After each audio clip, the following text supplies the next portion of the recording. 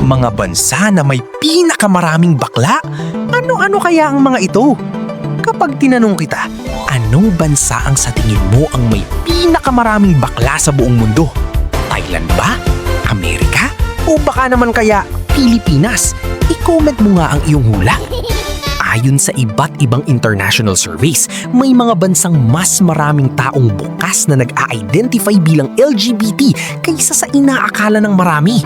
Sa video na ito, aalamin natin ang 5 bansang may pinakamataas na porsyento ng bakla o LGBT population kasama ang mga nakakagulat na dahilan kung bakit ganun ang resulta. Dahil dyan, sabay-sabay nating alamin kung sino ang nangunguna sa listahan at kukumpleto sa ating top 5 finalist. Ready ka na ba?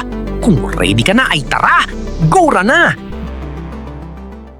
Ngunit bago yan, kung bago ka pa lang dito sa ating channel at interesado ka sa ganitong mga content na tumatalakay sa siyensya, discovery, conspiracy, kakaibang pangyayari, katatakutan at iba pa, ay pakipindot mo na din ang subscribe at bell button para lagi kang updated sa mga bagong uploads ko.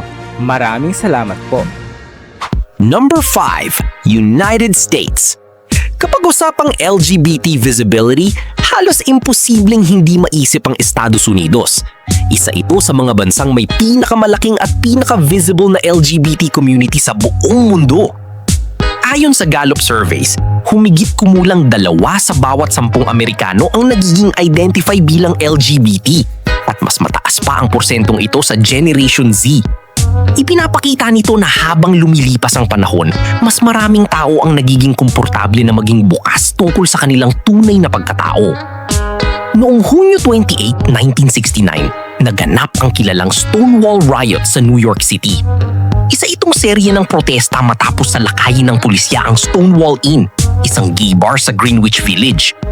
Marami ang naniniwala na ito ang nagsilbing simula ng modernong pakikibaka para sa karapatan ng LGBT community sa buong mundo.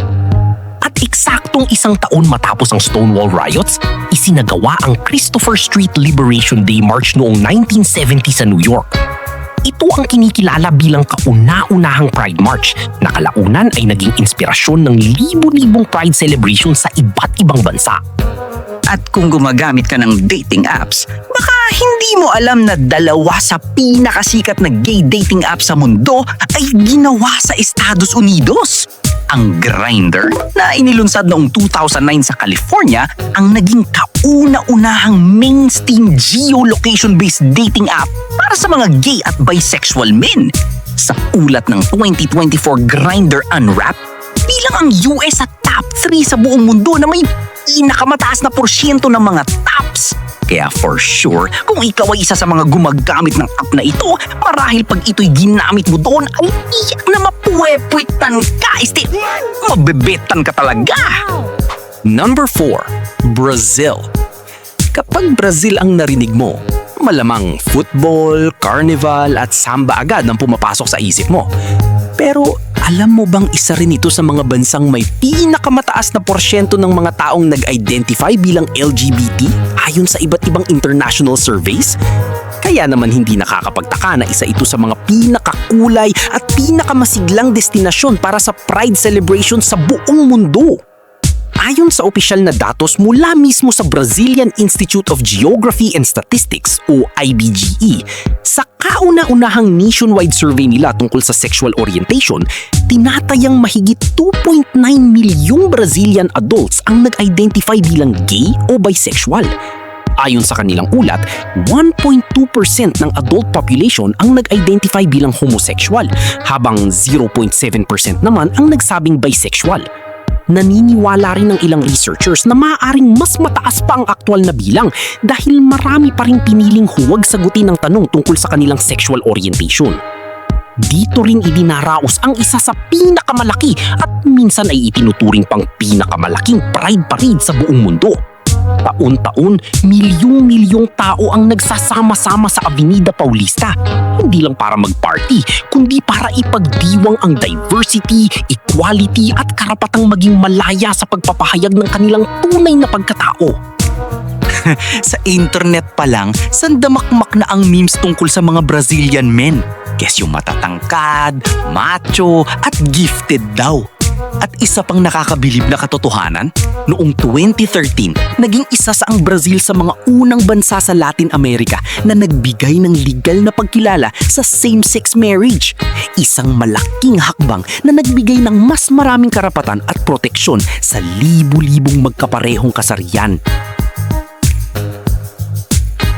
Number 3. Canada. Kung may listahan ng mga bansang kilala sa inclusivity, halos palaging kasama ang Canada. Sa katunayan, isa ito sa mga bansang may pinakamataas na antas ng pagtanggap sa LGBTQ community sa buong mundo. Dahil sa progresibong batas at mataas na social acceptance, mas maraming Canadians ang komportabling maging bukas tungkol sa kanilang sexual orientation at gender identity. At hindi lang ito haka-haka. Ayon sa Statistics Canada, tinatayang mahigit 1 milyong Canadians ang nag-a-identify bilang LGBTQ+, katumbas ng humigit kumulang 4% ng populasyon na may edad 15 pataas. Mas kapansin-pansin pa ito sa mga kabataan, kung saan mas mataas ang porsyento ng mga bukas na nag-a-identify bilang bahagi ng LGBTQ+ community. Isang nakakatuwang datos ay mula sa Grindr noong 2025 sapagkat napasama ang Canada sa top 5 daddy capitals of the world. Kaya kung ikaw ay naghahanap ng iyong daddy, marahil dito ka dapat magpunta. Number 2. Thailand. Sabadi ka, kapun ka, bakla ka. Ito marahil ang bansang unang pumasok sa isip ng karamihan. Matagal nang kilala ang Thailand bilang isa sa pinaka-LGBT-friendly destination sa Asia. Katunayan, popular ang Thailand sa mga kathoy o mas common sa bansag na mga lady boys na minsan ay mas magaganda pa sa totoong babae. Ayon sa Ipsos LGBT Plus Pride Survey, humigit kumulang 10% ng mga Thai adults ang nag-identify bilang LGBT, isa sa pinakamataas na porsyento sa Asia. Kung ibabatay ito sa kasalukuyang populasyon ng Thailand, tinatayang mahigit 7 milyong katao ang maaaring kabilang sa LGBT community. Napakalaki ng impluwensya nila sa entertainment, fashion, beauty pageants at maging sa tourism ng bansa. Sa katunayan, milyon-milyong turista ang bumibisita sa Bangkok at Pattaya para panoorin ang mga sikat na cabaret shows na tampok ang mga transgender performers.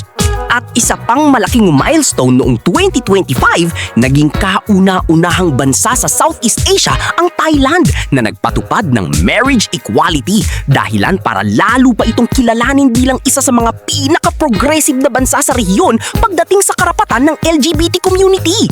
Sikat rin ang Thailand hindi lang sa pagkilala sa mga bakla, kundi sikat rin ito bilang panatiko ng mga pageants kagaya ng Miss Universe, Miss Grand at iba pa. Number 1. The Netherlands. At ito na ang bansang nangunguna sa ating listahan, the Netherlands. Hindi ito nakakapagtaka dahil ayon sa Ipsos LGBT Plus Pride Survey, humigit kumulang 17% ng mga Dutch adults ang nag-identify bilang bahagi ng LGBT community, isa sa pinakamataas na porsyento sa buong mundo. Sa populasyong nasa 18 milyon, katumbas iyon ng tinatayang mahigit 3 milyong LGBTQ plus individuals. At ayon sa Grindr Unwrapped 2024, nanguna rin ang Netherlands bilang twink capital of the world. Isang ranking na nakabatay sa anonymous Grindr user profiles, naging usap-usapan sa LGBTQ plus community. Pero ang mas kahanga-hanga pa sa mga numero ay ang kasaysayan nito. Noong 2001, ang Netherlands ang naging kauna-unahang bansa sa buong mundo na nag-legalize ng same-sex marriage, dahilan para maging simbolo ito ng equality at inclusivity.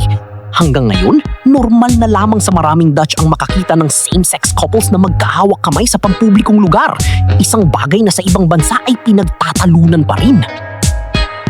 Kaya marahil, ang tunay na dahilan kung bakit nangunguna ang Netherlands ay hindi dahil mas maraming LGBT ang ipinapanganak doon. Nangunguna sila dahil mas maraming tao ang may kalayaang maging kung sino talaga sila. At iyon ang pagkakaibang hindi kayang sukatin ng kahit anong survey. Habang mas ligtas ang isang lipunan laban sa diskriminasyon, mas maraming tao ang nagiging komportable na maging bukas tungkol sa kanilang sexual orientation o gender identity. Kaya ang mga survey ay madalas sumusukat sa self-identification, hindi sa aktual na kabuuang bilang ng LGBT people. Ikaw kaibigan, nagulat ka ba sa listahang ito? Nanaisin mo rin bang bisitahin ang mga bansang ito at makakilala ng iyong bestie at sisi? Ano Ano sa tingin mo? I-comment mo naman para malaman namin. Muli, this is Bright Owl PH and see you on my next video. Peace out!